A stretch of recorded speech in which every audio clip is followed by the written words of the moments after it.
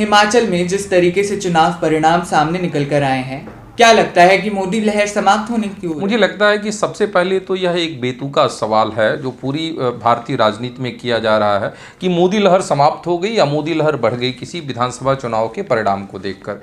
अगर मोदी लहर हिमाचल प्रदेश में समाप्त हो गई तो गुजरात में क्या?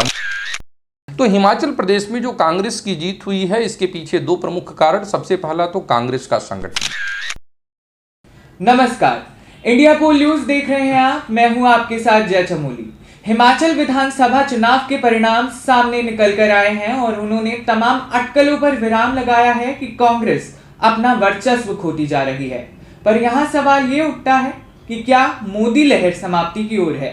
इन तमाम सवालों के जवाब जानने के लिए आज हमारे साथ बेहद ही खास मेहमान जुड़ रहे हैं। मैं बात करने वाला हूं चुनावी सलाहकार एवं road map to win elections in last hour के लेखक डॉक्टर सुनील मिश्रा से।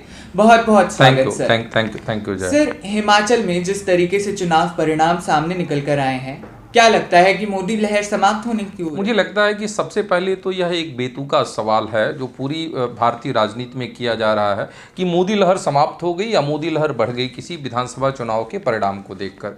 अगर मोदी लहर हिमाचल प्रदेश में समाप्त हो गई तो गुजरात में क्या मोदी लहर डबल हो गई? आप इसको कैसे लेंगे?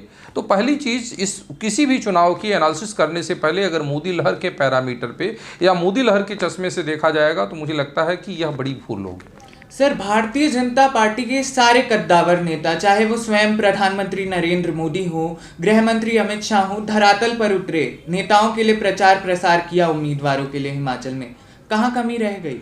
सबसे पहली चीज़ तो आप ये मानकर चलें, क्या कद्दावर नेताओं की ज़मीन पे उतरने से मिलती है चुनावी जीत? मैं अपनी पुस्तक चुनावी हार कौन जिम्मेदार, जो अभी बहुत जल्द आ रही है, उसमें मैंने इस बात को पड़ताल करने की कोशिश की कि चुनाव जीतने और हारने के तमाम कारण होते हैं। अगर आप हिमाचल प्रदेश में बात करते हैं, बिल्कुल मोदी जी और मोदी जी की पूरी टीम, एक बड़े शीर्ष नेताओं की टीम ने जितने भी प्रयास कर सकते थे मीटिंग्स, रैली, सभाओं के माध्यम से उन्होंने किया।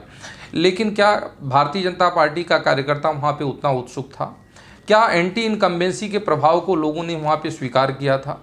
क्या जिस तरह से आपने अपनी कैंपेन की रिवाज बदलेंगे वो कैंपेन सही थी? तो कार्यकर्ताओं का जोश कैसा था? कैंडिडेट को जो आपने टिकट दिया, 21 सीटें आपकी ऐसी थी जहाँ पे टिकट को लेकर कहीं ना कहीं वहाँ वो की सिचुएशन थी। राइवलरी आपके अपोनेंट में ही आए। 3 इंडिपेंडेंट चुनाव जीत कर आते हैं, वो भी बीजेपी के बागी हैं। 21 सीटें ऐसी हैं जहाँ पे कहीं ना कहीं बागियों की वजह से आपको चुनाव हारना पड़ा। इन सब चीज़ों के बावजूद भी आप अगर देखें तो नेक टू नेक बीजेपी ने फाइट दिया है।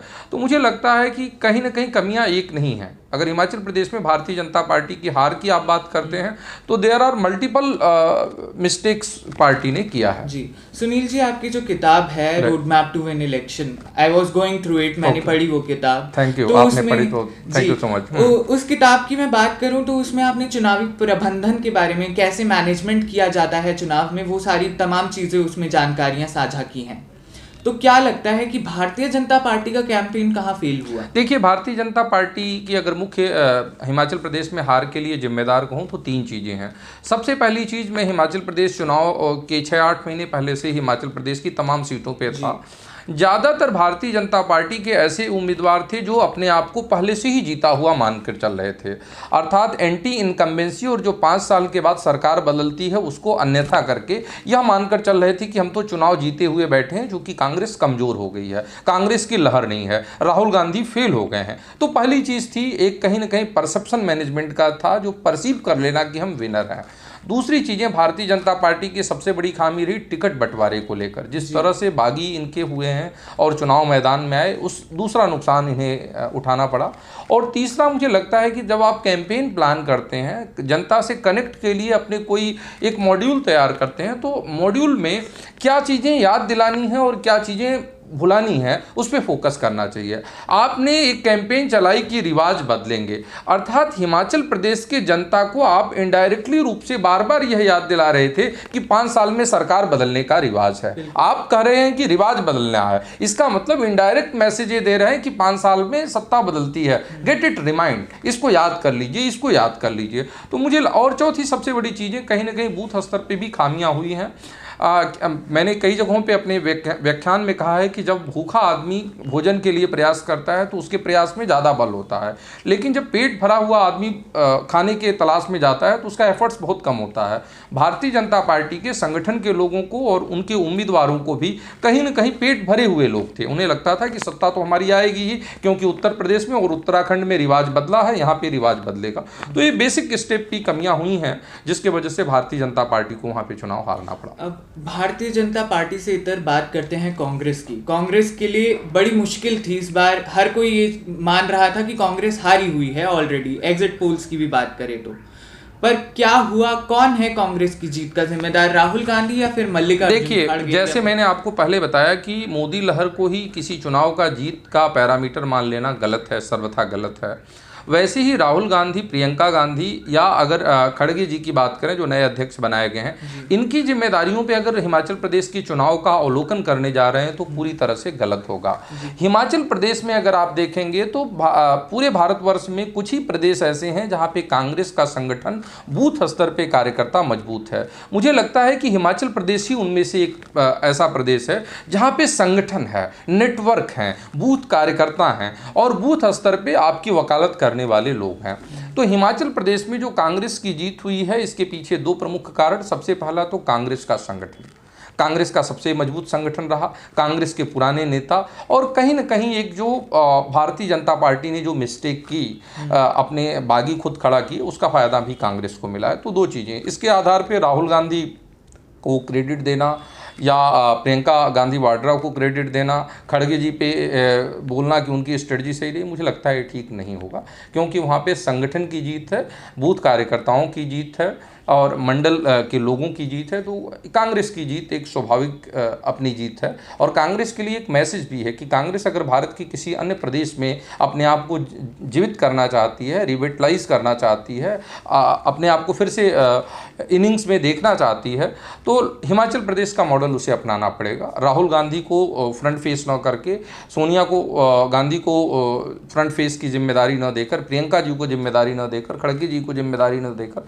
सबसे पहले हमें बूथ कार्यकर्ताओं की स्ट्रेंथनिंग पे काम करना पड़ेगा। तो कांग्रेस फिर से जो रसातल में गई है वो वापसी कर सकती है। कांग्रेस के दावों और वादों की बात की जाए, मैनिफेस्टो की बात की जाए, तो बड़े बड़े वादे किए गए हैं इस बार, चाहे वो ओल्ड पेंशन स्कीम का हो, 1500 रुपए जो है महिलाओं को देने हो, ये तमाम चीज़ें, बिजली फ्री करना। देखिए, मैं बीच में आपकी बात रोक रहा हूँ। ये किसी ने लिखा है कि ये सफ़र बहुत आसान नहीं होने वाला है, बस इतना समझ लीजिए कि बड़े मुश्किल से आगे जाना है। सबसे पहले अगर आप फाइनेंशियल मॉडल समझेंगे, 9,000 करोड़ के करीब में टोटल रेवेन्यू होता है, 25,000 करोड़ हर साल केंद्र से आपको जाता है, तो कुल मिलाकर 34,000 करोड़ रुपीस में आप प्रदेश को चलाते हैं। वहाँ पे ओपीएस जो है, कहीं ना कहीं ओपीएस स्कीम को लेकर उसमें भी एक डेफिसिट आपको पे करना है। 1,500 रुपये महिलाओं को देने की बात की है, उसमें भी एक फंड मैनेजमेंट करना है। 300 यूनिट की बिजली फ्री देते हैं, 200 करोड़ रुपये की, उसमें भी एक एक्सपेंस आपको बियर करना है। तो मुझे लगता है कि आने वाले वक्त में जब डबल इंजन की सरकार थी तो उस समय केंद्र से तो आप उम्मीद कर सकते हैं कि अगर स्टेट गवर्नमेंट कोई प्रोमिसेस करती है और उसको फेल हो जा रही है फुलफिल करने में, तो केंद्र से डबल इंजन सरकार आपकी मदद कर देगी। लेकिन सुक्खू के सामने मुझे लगता है चुनौतियां बहुत ज़्यादा होंगी।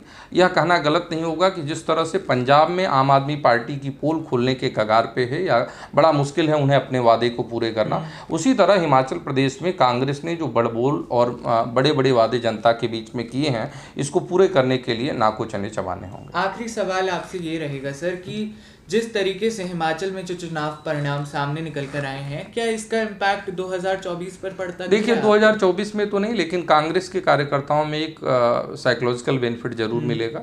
ऐसे समय में जब कांग्रेस को 0 बटा सन्नाटा की बात की जा रही थी कि कुछ भी नहीं है, तो मुझे लगता है कि उनके मनोबल पे प्रभाव पड़ेगा।